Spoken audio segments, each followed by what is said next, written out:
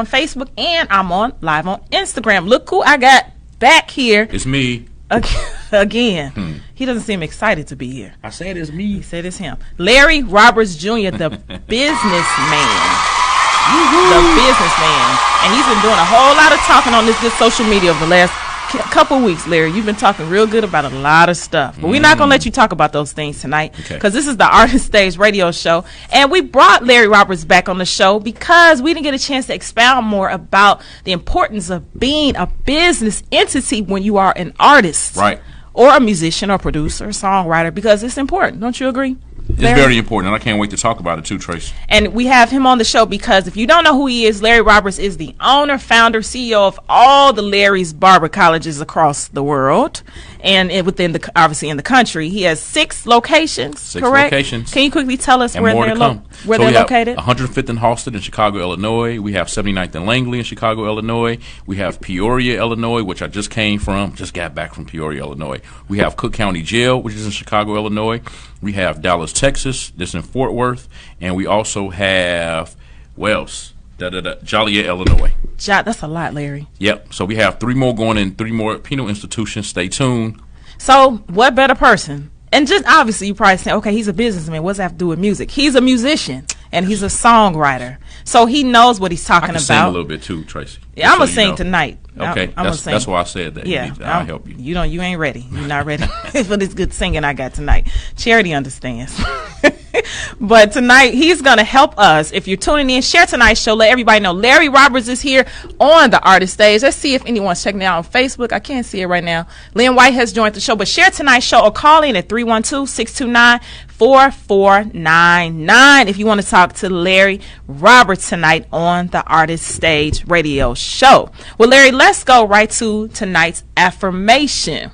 And I kind of let you know what it was in advance. I understand it better now. And he understands it.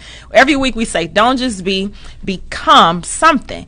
So this week we're saying, don't just become settled. There you go. That's right. See, that's what happens like in school when people tell you a word and they respond back. You say, what do we say, everybody? Just don't be no. ... No. He has it all wrong. Wait a minute. Thank you, Charity. That's what I said. If you guys don't know, Charity is our show producer, and she handles the station and everything. She's helping them out. It's don't just become settled. That's what I Larry. said. You got to become settled in your spirit. You got to become settled in order to catch on. So we're saying don't just become settled. What does that mean? That means resolving things, bringing it together. We don't want a lot of conflict going on. So resolving. Maybe you have finances that haven't been resolved yet, but you're trying to do this recording this weekend, but you owe people money. Not saying necessarily personal people, could be the bank, a loan, student loans, debt, different things that you have not settled. Can you think of anything that people should have settled prior to stepping out in the music industry? Don't depend on your offering to pay the people who you invited to come, or fake invited to come, or however you want to call it. Oh, wow. Yeah, okay. Make sure all of that stuff is taken care of, so that way you won't have to raise no offering after you done charge $20 at the door for tickets. Yeah, I think he's speaking of quite a few situations. Yes, so we don't want to charge people. If you want to charge, it's fine, but make sure it's covered. Make sure you pay for it. So in other words, make sure that your event is paid for. To me, I feel like if you can, make sure your event is paid for before you even accept one ticket sale. That's so good. That way, now you can separate the net from the gross. Now he's talking business. We starting going to the business, and we'll have him explain what does that mean. So you want me to explain it now? We'll come back to it. We'll come back to it. Okay, gotcha. He said net, gross, y'all. These terms he's putting out there. So we're saying don't just become settled. As Larry said, make sure that's handled first. Other situations could be if you're going to on a promotional tour, and you know that your car owes a lot of tickets, and I'm kind of stepping out there a little bit. You might not want to do that because you may get a boot on your car. I'm saying like if they're driving. If you're places. At the airport. Oh, okay. No, I'm saying like they're going like real like on the road driving places and they're using their car. It could be a promo tour within like the Midwest, and you come outside and it's that good boot on your car. So is that So they do that anywhere outside of Illinois too? No, I'm saying you can't even leave Illinois to get where you need to go because you got a boot on your car. Got you. You got a boot on you, and this is real life. This is real stuff. Don't you agree, Ashley? Ashley's gonna be on the show in a second. She's one of the team members for the artist stage. What you think, Ashley? You think so? I agree. She agrees. She just agrees with everything. So you want to settle any debt that you have so you can get out of Chicago to do your promotional tour, just to go up to Indianapolis. You can't even get there because you haven't settled them tickets with the city. It sounds funny, but it's real. Don't park at the airport, or you go get off the plane and you go have a boot. So, there we go. That's you can't even get home.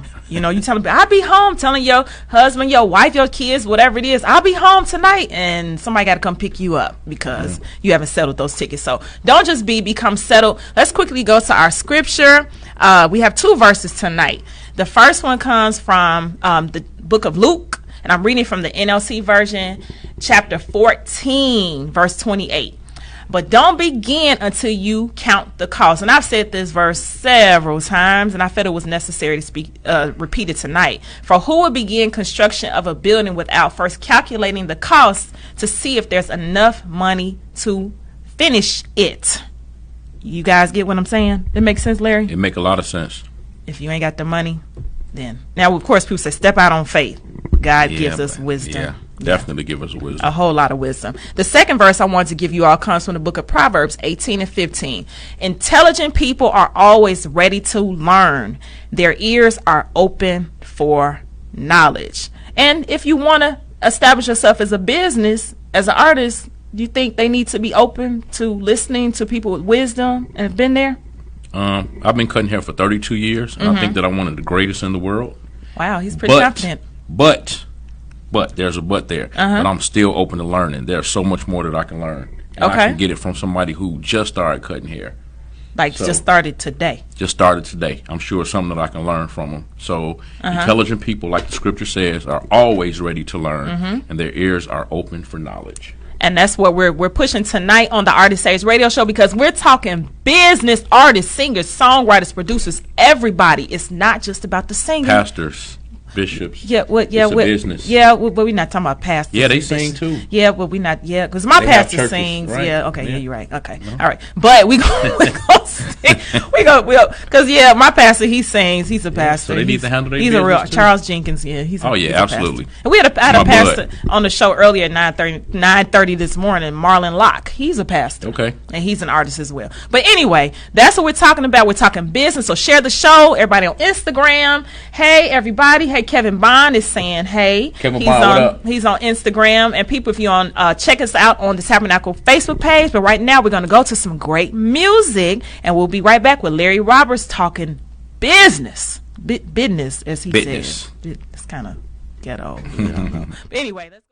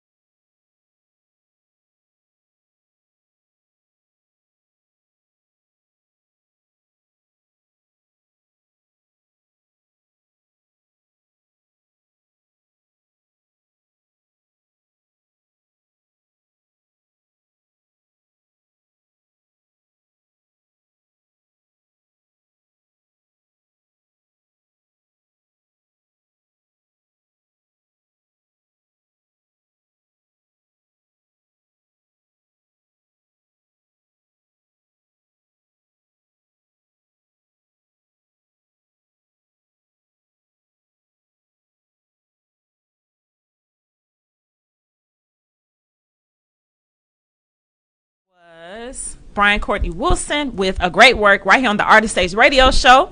And tonight is a great night, and that was a great work, the song called A Great Work. We have Larry Roberts on the show again because we talking business. Yeah, give him an applause. He deserves it. It's a song called Who Deserves It. All right. No, we gonna go back to my real singing in a minute. Oh Lord. But tonight we have a great night because we're doing a lot of great things on the show. If you're checking out the show on Facebook, share the show. Tell everybody we got Larry Roberts on the show, and call in at 312-629-4499 if you want to know more about how to become a proper business entity as an artist, musician, songwriter, singer. He said pastor and bishop, but I don't know if I'm gonna go there. But also tonight, it's a great show because we have our independent artist segment, and we are featuring a special artist tonight. And I have a special lady sitting next to me, Miss Ashley Hill. She is, yes, thank you, Cherry. Thank you. She is she's the Artist Stage Radio Show member, team player, member, one of my right-hand people.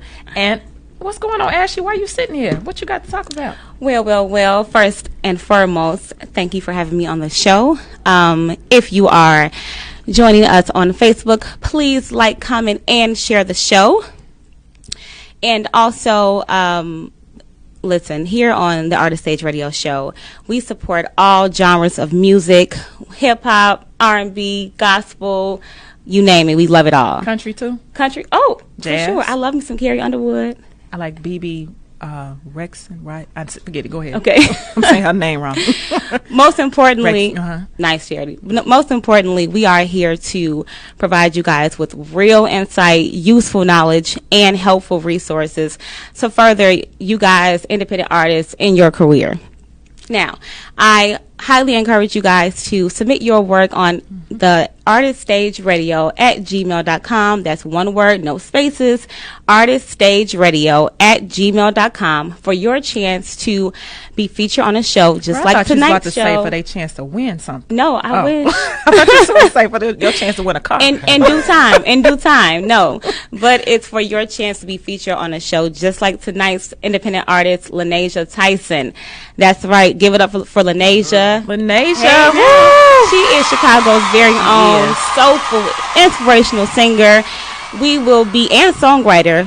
Let me throw that in as well. She actually wrote this song we're going to be playing up next for you called Praise Party. Praise Party. And then after that, more with our special guest in the studio tonight, Larry Roberts Jr. He has some great information for us tonight. So you guys stay tuned. You are watching and listening to the Artist Stage Radio. It's Praise Party with Lanasia Tyson. Yay!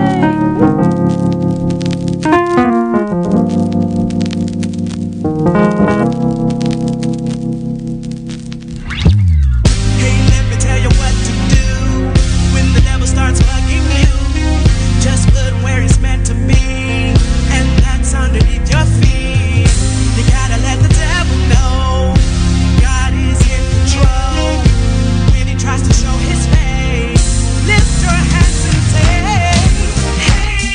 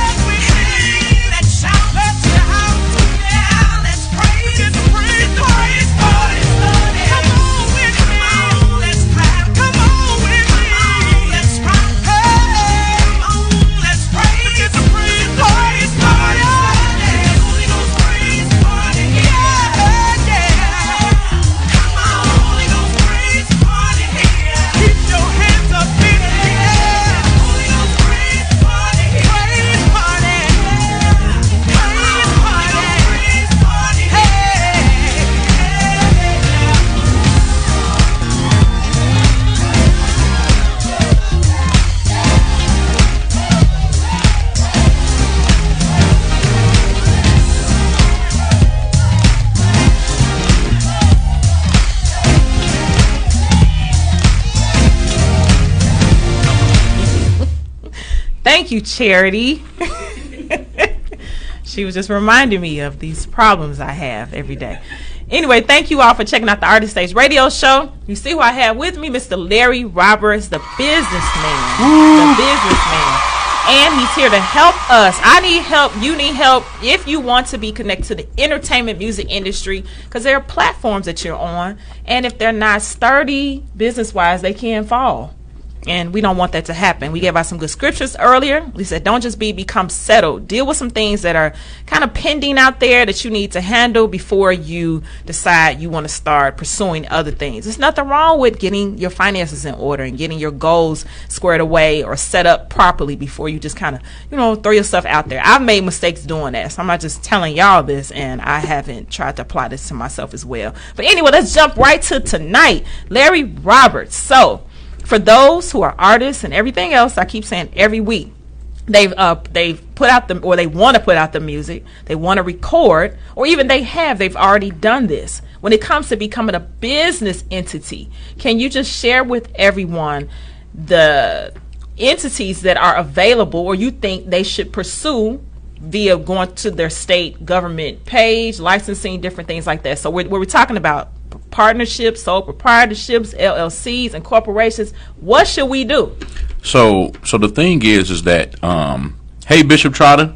Oh, hey, Bishop Trotter. I love Bishop Trotter. So basically, you have an S corp, you have a C corp, you have an LLC, and you have a 501c3, which is a non-for-profit. And basically, artists typically wouldn't want to do a non-for-profit unless they're, and we can get into what a non-for-profit is good for. Okay. But a limited liability, that's a category in itself. I wouldn't suggest a artist, if you would, like a musician or artist, I wouldn't suggest they get a LLC. But I would suggest getting a S corp. You have to pay taxes on your corporate taxes. Okay. And with a C, you have to pay personal taxes. For a C corp, you have to pay personal taxes on your business taxes, and you have to pay business taxes. Okay, so two. So the S corp is personal. No, the S corp is personal taxes. I believe personal taxes on your corporate taxes. Okay. On your business taxes, and the other one is you have to pay personal taxes on your business taxes. And you have to pay business corporate taxes. It's a lot of taxes being paid. Well, yeah, but the thing about it is that you have a lot of write-offs as well. Okay. A lot of people don't really realize that. So the write-offs that you would have with being incorporated is, you can write off gas, you can write off, let's just say, for instance, you're incorporated, and as a musician, you have a studio in your house, and you have to cut tracks, or you have to sing songs if you're a song, a singer, things to that degree. Excuse me. There are certain things that can be written off. Okay. You can write off, if you lease a car, you can lease your car in your corporate name. You can write off part of your lease. Okay. Your monthly payment. You can write off, it's just so many different write-offs. Can you write off like insurance payments? I don't think you can write off insurance payments, but I think you can write off anything that has something to do with your corporate business. Okay. So to speak. So, but if you're using that vehicle to do these promotional tours, you got to have insurance. But I don't think that the insurance can be written off, though. I don't think the insurance. Yeah, I don't think the insurance can be written off. I think just like the car payment for the car. For the car itself. Yeah, about 80% or so can be written off. It just really depends on the individual. Okay. But the other benefit to that as well is that a lot of musicians, unfortunately, musicians and singers don't pay taxes. A lot of them don't pay taxes. And you can get yourself in a whole lot of trouble, even if you go in and try and maneuver things so you can get back money. See, what you should do is, a lot of people don't do this. So what he's saying is, you're talking about the money that they've received from gigs and performances, right? Yep. So basically you're saying we get these checks, honorariums, yes, and we deposit in our account, and that's it. We pay our bills, that's and right, eat and everything else. And even when I go and play at a different church, if I make more than, I believe it's $600 from that pastor in that year, then that church has to file me. Right. They have to do a 1099 for me, and they have to file me on their taxes. So what a lot of people don't think about is that they don't take the taxes out, they filed you, which means the IRS know that you made that money. So what you don't want to happen is you don't want to get further down the line and then they put a lien on your account or Uncle Sam audited. Yeah, and then a lot of people try. See, I think one of the biggest issues is you should pay prorated taxes, and the way you pay prorated taxes is, let's just say, for instance, if you think you're going to make $100,000 in a year, right? What you do is you prorate and you pay quarterly. You pay something quarterly, so that way when the end of the year comes, you won't owe anything, or you won't owe as much, or you may get back a return. So you're paying the government money up front, prorate, right? Because you have an idea of how much you're making. Absolutely. For that year. Actually, good information. That's actually what a business should do, because what happens is that if you go the whole year and you haven't paid taxes, you're like, I'm just gonna pay it at the end of the year. If you end up owing $20,000, the average business, especially black businesses, I'm a witness to that. The average business can't just come up with $20,000, right?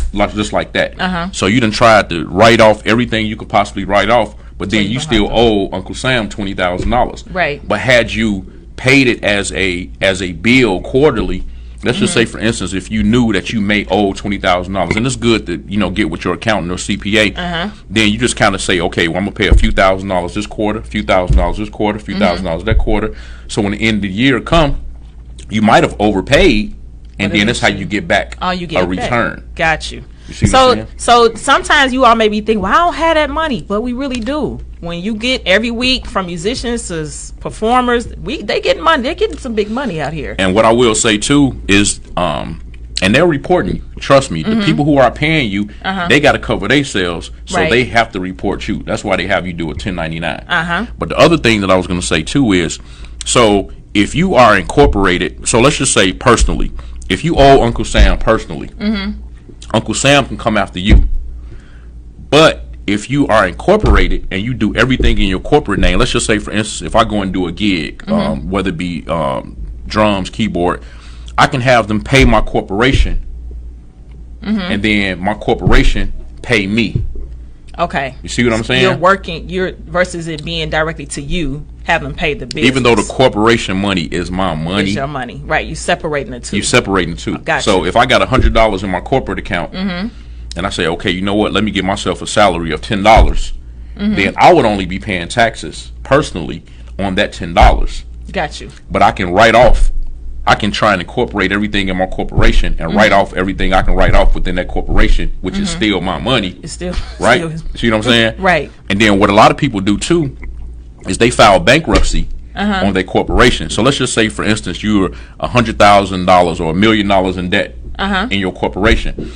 Well, a lot of people file bankruptcy on that corporation, and you wash all that debt away, but that's in your corporate name, and it won't affect you personally because you filed bankruptcy on your corporation and not the person, and not you personally. So you did it on your tax number, but you didn't do it on your social security number. Now I want to talk about that, and we're gonna go to some music, because y'all probably thinking, now, how is he saying all this, and why is he saying all this? He's a businessman. He's a real businessman. Larry's Barber Colleges. He owns all of them. Well. So let's talk about this. My corporation is LSC Enterprises.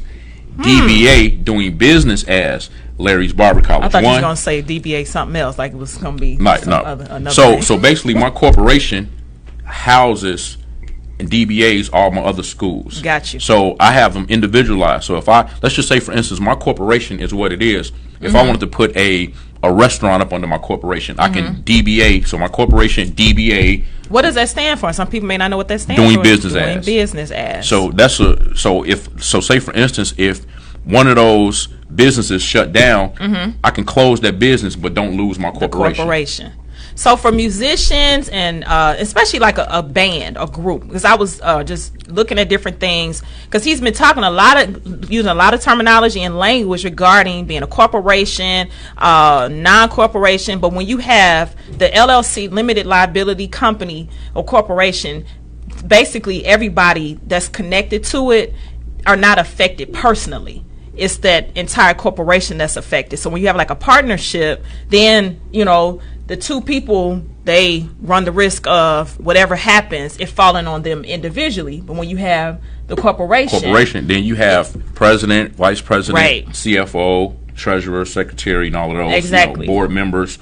And you give people certain duties, like you can allow people to do certain things, within the corporation if you choose to. Right. So when you go and open up a bank account, you can't just go and open up a bank account with your, just because you said you're incorporated. You must. Well, nowadays what they do is they just look your stuff up. But you used to have to go in with your corporate papers. They have to take copies of your corporation papers. So now they can look up the ID number that you were given by the state. Well, they can look it up on the Jesse White, the Secretary of State, to see if you're current, if everything, if there's anything outstanding, right, before they can look up all of that stuff. Now we're talking about the bank account, but I want to go back to the part about for like a group, just say Tracy and the Artist Stage Singers. Okay. So if we become this group, it's probably in our best interest to go ahead and become a LLC. Well, if we're getting large sums of money, and it's a real situation. We're not just fly by night today. So what separates you? So like I'm 100% owner of my corporation, right?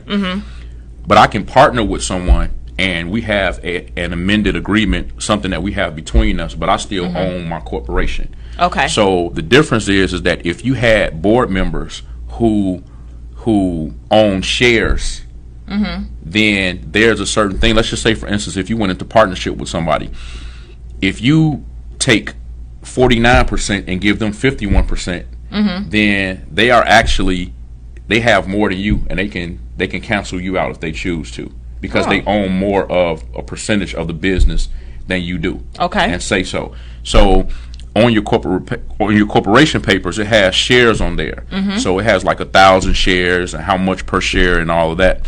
So if you have partners, you guys can go down as shareholders, but when you go and open up accounts, when you go and get loans, when you go and do different things, you can't just do it by yourself. If within that corporation it states that Joe Smith has to be here and sign off on this, so Susie Q all the members who you stated are acting partners have to be there, and you just can't sign off on it on your own. So and you all maybe think, okay, this has nothing to do with it has everything to do. Yep. Because I've known people who got in trouble with the IRS personally, and they had to figure out, okay, what do I do with this money? Right. So I advised them to go and start your corporation. So that way when you start a corporation, your corporation protects you from even let's just say for instance, if you messed up with bank accounts. Okay. But if you start a corporation, and your EIN number is different than you personally, so you have a business account. But you don't want that corporation to mess up stuff, though. You don't want the corporation to mess up stuff, but again, if you file bankruptcy on a corporation, you file bankruptcy on that, and you start a whole another corporation again. Got you. So you're not personally affected. So I'm gonna give you a prime example. Do your research. Donald Trump has filed bankruptcy maybe 3-4 times. He's filed bankruptcy. But see, the difference between a Donald Trump and your average person is that if I file bankruptcy on $1 million, and my assets and everything is tied up in that corporation, then they have the right to come after my assets. But if I don't have money to start another corporation, meaning not to start a corporation physically, but if I don't have money to say, okay, well, I'm going to go to another building, or if they take all of the stuff out this building away from me, I have money to buy the stuff all over again. A lot of people normally aren't in that situation, and they end up losing everything. So when people say you file bankruptcy, that's not necessarily like the worst thing. A bad thing. Because some people do it purposely. They incur all of this debt under this corporation with the intention. Or I have 3 corporations. I have a 501c3. You got a lot of money. No, that don't mean that. It don't mean that. It's just that I'm preparing myself. I'm proactively preparing myself for the future and what I want to do. Gotcha. So I even have my LLC. I can buy my buildings in my LLC and put it in trust. So that way it separates me again from my buildings, and everything is in my LLC. So again, what he's saying, protecting yourself personally from being liable to situations that could mess up your credit, and you can't become settled, and things are just you filing bankruptcy yourself versus the corporation or the group that you're a part of. So if you have a group, if you have a choir, I mean, now that's a whole nother conversation, but like, I won't bring her into. My mom has a choir. Well, she don't have a choir, but she's over Chicago Mass Choir. Chicago Mass is a good example of an organization that was, founded by James Chambers. James Chambers, ECC. But under Ecclesiastes Community Workshop, and that itself is an organization. It's a nonprofit, but from Chicago Mass is underneath that. It's not just operating on its own. So they have to report different things and do certain things according to the nonprofit guidelines that they have to do. So you never know. Well, not just you never know. You should look into these things, even when you do have a choir, versus it being the choir itself. Having the choir to come up underneath something, and we could speak on nonprofits. Okay, and a lot of other people don't know. I mean, a lot of people don't know as well. If you are incorporated for, let's just say, so normally when you go and get a loan, they normally don't give us the money that we seek when we go to financial institutions. But normally if you go and get a loan. Well, before you say that, okay. Let me ask this question. So you're speaking about loans. So say if I'm doing a recording, and earlier we were talking about being settled. You said don't ask for the money if you don't have it ready for the project or the live recording. You think it's smart for groups to seek out loans to do recordings? Not unless they have a plan, because what ends up happening is that if they get a loan to do a recording, but you don't have, and if you know anything about music, you're not going to get paid until way down the line. Right. And then people aren't really buying CDs and 8-tracks and records anymore, wax records. I mean, it's a whole nother different thing. And a lot of people think just because you put your song on iTunes for 99 cents or $1.29, they think that you're going to get paid a lot of money. Right. It don't work like that. That's not even your percentage. I mean, you get a smidgen of that after it go through Apple Music and iTunes and all that kind of stuff. So it's not what people think. But as it relates to a loan, you can be incorporated for 2 years or more. Okay, that's what you were talking about before. You can be incorporated for 2 years or more, and you can get a loan without no docs. Meaning that if you've been established, you got a bank account, you've been incorporated for 2 years, you can go to the bank and they will give you credit lines, and they will give you loans up to a certain amount of money without even showing them any documentation. Like if you haven't made a dime. Oh. You said be incorporated for 2 years. 2 years or better. You can go to the bank and say, artists, choirs, everybody listen to this. You can go to the bank and you can say, I would like to apply for a 25. It's always good to be personable with the banker.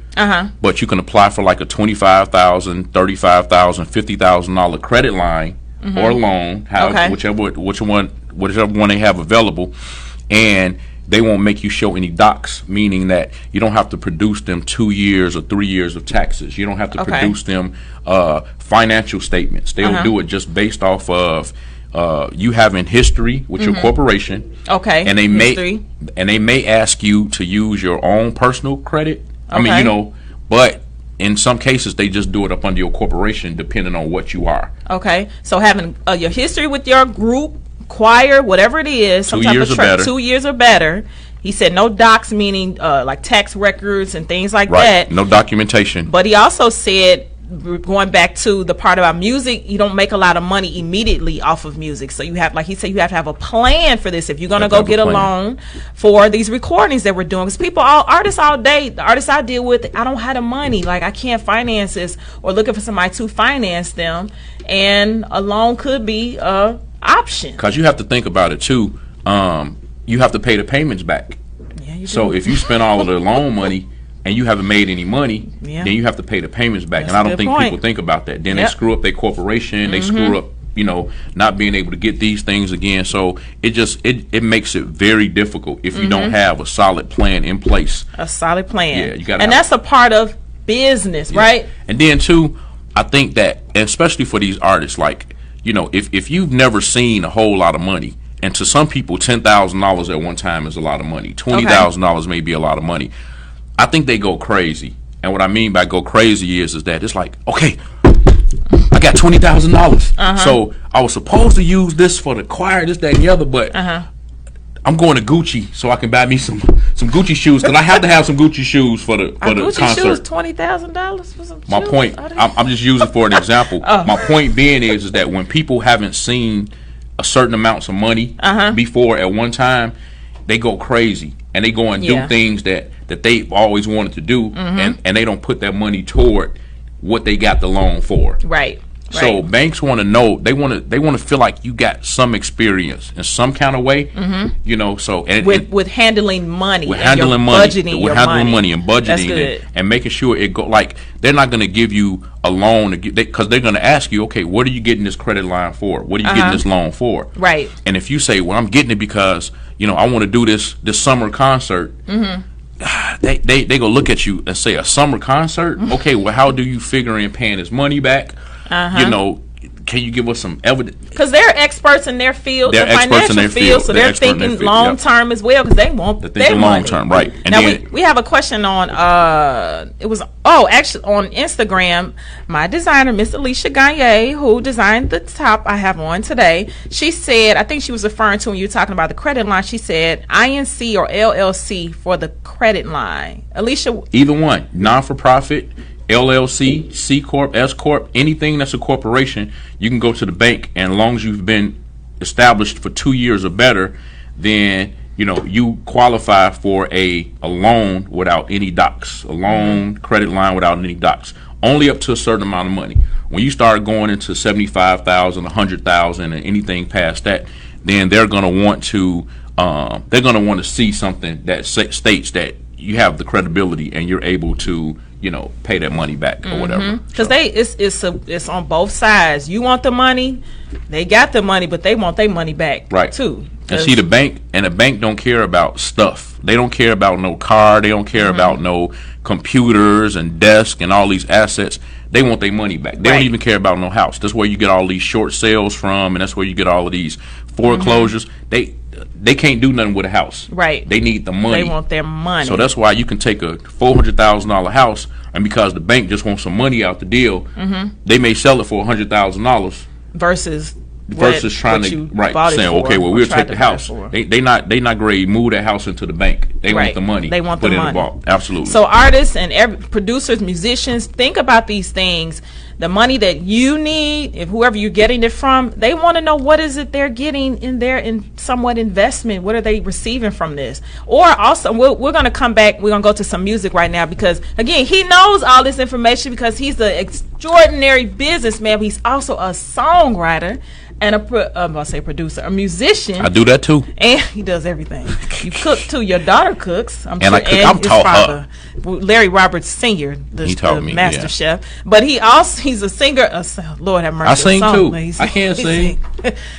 Daily I shall. Okay, so I'm about to sing for real in a second. But he's a songwriter and a musician, and he's a phenomenal businessman. So you don't want to miss this show. Share tonight's show. Let everybody know Larry Roberts is here. We're talking business. This is the real deal, you all. Don't sleep on this information because we'll just be like, I don't need that. I'm going to keep just paying my people without contracts. And then when they run off on you, then we in a situation. But anyway, let's go to some music that Larry Roberts has written. Woo. A song he wrote for Ricky Diller. He also played with Ricky Diller and New G for, I think you said 9 years? No, probably over 12, 13 years 12, maybe. I was all the way wrong. 13 years. But this is a song that you wrote. It's called I Give It To You. Correct? Mm-hmm. He wrote this song. Now, were you rich when you made this song already? Rich in love and family. Rich in love and family. But I'm sure he got real rich after he put the song Pray for me. I'm trying to. No. You know, come on, you know how the music I don't believe that. I think he's sitting with a lot of coins in his pocket. So, Ricky Diller and New G, this song written by Larry Roberts himself. I Give It To You right here on the artist stage.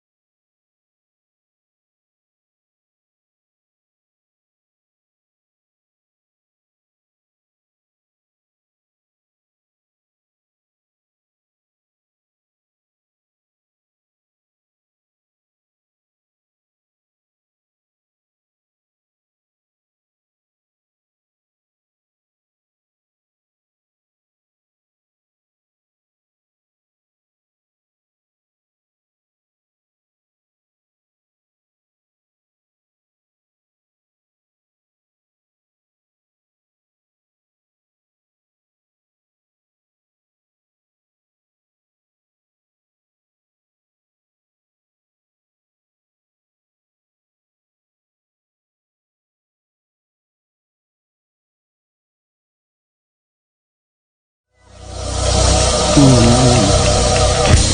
talk about that. And that was I Give It To You, written by the one and only guy sitting right next to me, Mr. Larry Roberts Jr. Can we give him an applause for that? And that was me on the drums. He was on the drums. And he was singing too.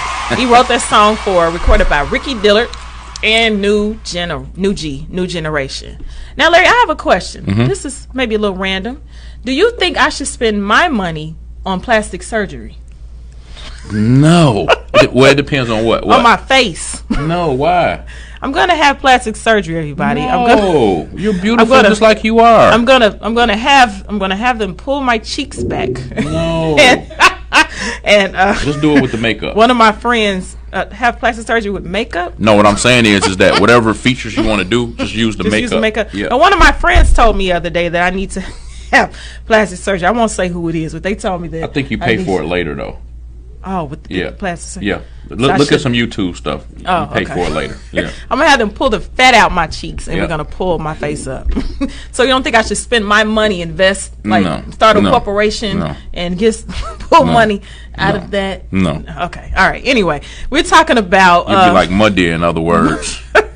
And he said I'll pay for it later. So we'll go back to the topic. We have Larry Roberts on the show. I just wanted to see if he thought I should spend my money and that, and maybe file bankruptcy so I can get more money and then into plastic surgery. Okay, all right. We're talking about business artists. Y'all need to know this stuff. I'm telling you, you do. A lot of money comes into your hands. I know quite a few artists. Y'all getting a lot of money. They getting paid, Larry. They getting paid a lot of money. And I say everybody's doing bad with it, but you gotta get connected to the right people. Right. You gonna say something? Go ahead. No, well, I was gonna say the artists. Some of the artists, they got us thinking they getting paid a lot of money. But it's not really, Oh, so they not getting paid. You saying they not? Well, a lot of people won't be transparent and honest about kind of what's really happening. I think that we've all been guilty of kind of, putting on the front, so to speak, or making it appear like it's one thing and it's really not. That's true. And stuff is just not really all cracked up to be what we try and make it. So, we have to grow out of that, especially in the music industry. Again, it's not like it used to be. No. And from my understanding, I remember Percy Beatty told me, he said, I think that gospel music, was it Snoopy? Anyway, like gospel music is about 3% of the music industry. That's about right. And if Snoop went number one, that should tell you something right there. Yeah, he did. So with all of these major gospel artists that we have, so it's. But Larry. But my answer to that is, I think it's a pretty simple answer. It's a music that convicts, and we talking about God. We talking about Jesus Christ, But well enough too. Working with the record company, all that kind of stuff. If you don't have, I can have a wonderful product. But if I don't have distribution, and if I don't have these things, if I can't pay for distribution, that's true. It can't reach the people. You can't reach the people. You're right. So you can't get on the radio the way you need to. You can't get the interviews that you need to get. You can't get the product that you need because they saying, okay, well, I can get you some CDs or I can get you this, but you need $10,000 for it. Okay, I don't have $10,000 for it. Yep. But somebody like a big artist who's R&B say, okay, I want to do a gospel record. His record company is go come behind him, and then you have a lot of people who are independent artists as well. So it's and they need the money. It's difficult to sell them out your trunk and do good, or storefront. And like you're saying, to be able to reach a large percentage of people, which would bring that 3% up to a larger percentage for gospel music. Absolutely. So I totally agree. And it's convicting. Yep. Sometimes people don't want to. You telling them they doing bad. Yep. Do a song. Sometimes they want to turn up, I guess is the word to use. But anyway, but we're still talking about good business tips and information because he is a businessman.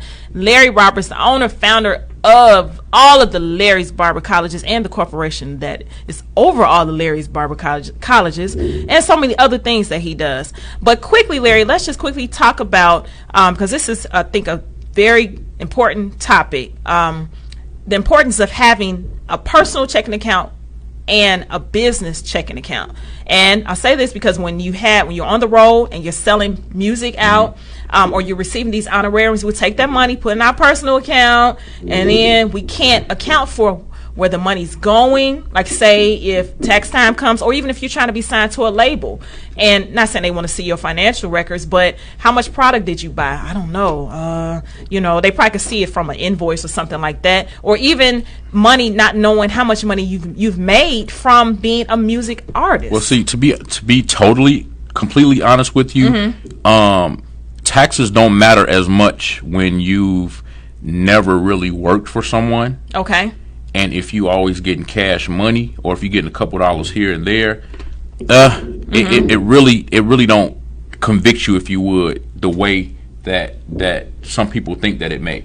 Okay. And what I mean by that is that if you're not going out here, trying to buy a car and trying to buy houses and doing all this, that, and the other, Uncle Sam really is not really looking for coming for you. Okay. You the little fish. Okay. Do that make sense? So as if you saying that he can't find you, that he won't come for you. But there's so much stuff going on until if you'd have made $20,000 that year, I mean. So it's with you making a large amount of basically money. You have to give them a reason to, like, if you go to the bank, for instance, if I put in more than $9,999.99, if I put more than that, if I put $10,000 in cash in the bank, they're going to make me fill out a form. They're reporting it to the IRS. Okay. But if I put $9,999.99 in the bank, they're not going to pull out their form, and they're not going to report me to the IRS. See what I'm saying? Okay. And then when you open up these accounts, they're going to ask you, well, how much money do you plan on depositing? Are you going to do, even if you have a merchant account?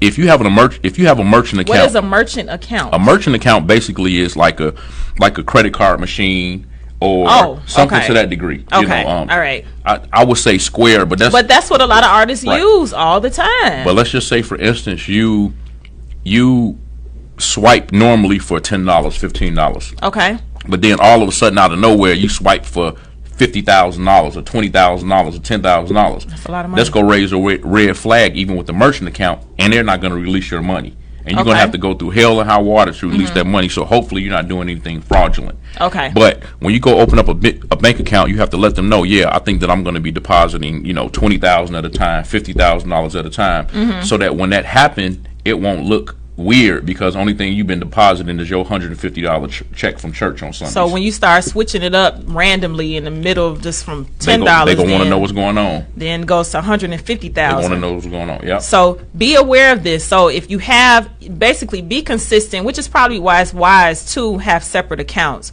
Establishing yourself as a business entity, which he went over in complete detail, a lot of detail. And I wish we could have days and days to talk about it, but he went into a lot of detail about the importance of becoming either S Corp, C Corp, and also just when you're LLC, and what can happen when you have different corporations, when you establish them, and when they dissolve, and how when you file for bankruptcy, it doesn't mean that it affects you personally, but it's just dealing with your corporation. And a 501c3, just real quick. A 501c3 is basically what? What is a what? It's a non-for-profit. Non-for-profit. Which churches have non-for-profits, right? Okay. So it's a charitable situation where you get certain tax breaks on certain things. You have a couple different categories. So you get like certain tax breaks.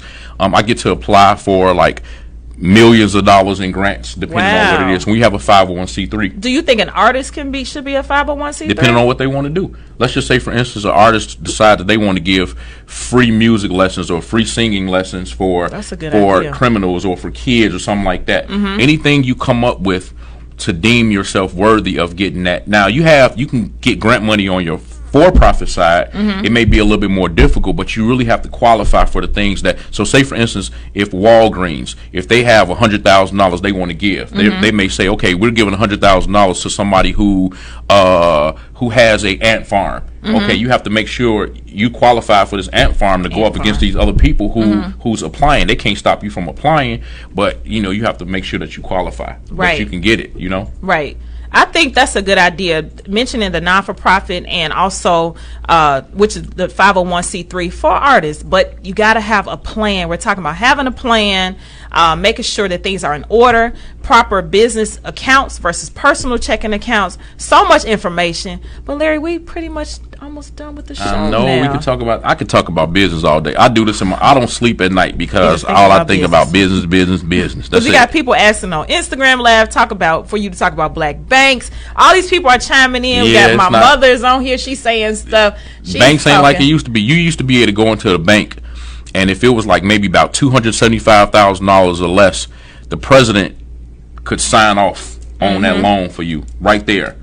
But nowadays, it's not like that. It's not like that nowadays. And just because it's a black bank, I mean, we want to try and support black banks, but just because it's a black bank don't mean that they're going to give you the money. They're going to give you the money because they want to make sure that this black bank ain't going to get this real black person some money to do some black stuff with it. They don't have no business doing it with. Right, yeah, that's true, too. And this we do that. Yep. You know? But speaking of black people, as we close out the show, which we are African Americans, I knew that you were coming on the show, Larry. Hopefully everybody has grabbed on all this knowledge. Ashley's been putting in all the good tips that you've been saying. She's trying her best to inform people all the things that you've been sharing on tonight.